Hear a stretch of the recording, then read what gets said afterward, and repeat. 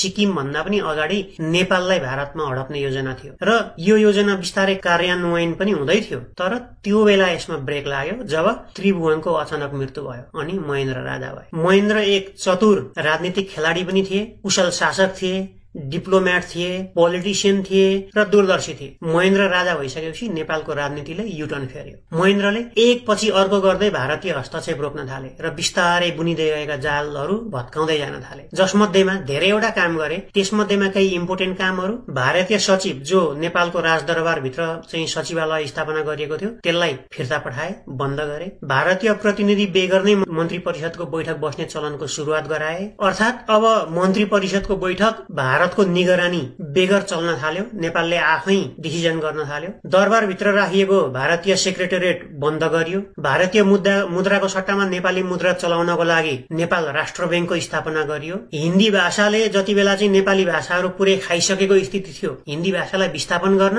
र नेपाली अनिवार्य पढाइ सुरु गर्नको लागि महेन्द्रमाला भन्ने एउटा पाठ्य पुस्तकको सुरुवात गरियो र बिस्तारो नेपाली भाषालाई माथि उठाउन थालियो, जसलाई अहिले पनि केही पार्टीहरू उग्र महेन्द्र पथ भन्न रुचाउँछन्। त्यसबारेमा फेरि बेग्लै डिस्कस गरौँला। राजमार्ग, उद्योग धन्दा, स्कुल, कलेज लगायतका धेरै विकासका कामहरू सुरु भए। साँच्चै भन्ने हो भने त्यो 10 वर्षभित्रमा नेपालले जति फड्को मार्यो सायद अहिलेसम्म पनि त्यतिको फड्को नेपालले कुनै पनि कुरामा मारेको छैन। त्यसै प्रसंगमा त्यो बेला चीनसँग जोड्ने कोदारी राजमार्ग जब बन्दै थियो, भारत निकै रिसाएछ। अब भारतलाई छोडेर चीनसँग नजिक हुने भयो भनेर ठूलै हल्ला मचाउँदै अब चीनले नेपालमा कम्युनिस्टहरू छिराएर नेपालमा शासन गर्छ भन्ने खालका हल्लाहरू मचाउन थालिएछ र त्यसको जवाफमा महेन्द्रले कम्युनिस्ट विचारधारा बस चढेर नेपाल छिर्दैन भन्ने जवाफ फर्काएको कुरा अहिलेसम्म पनि निकै चर्चित छ। त्यसै ताका तत्कालीन भारतीय प्रधानमन्त्री इन्दिरा गान्धीले नेपाललाई भारतमा गाभ्ने प्रस्ताव महेन्द्रसँग राखेको कुरा पनि निकै चर्चा हुने गरेको छ। महेन्द्रले मानेका पनि थिए रे र भनेका थिए रे, ठिकै छ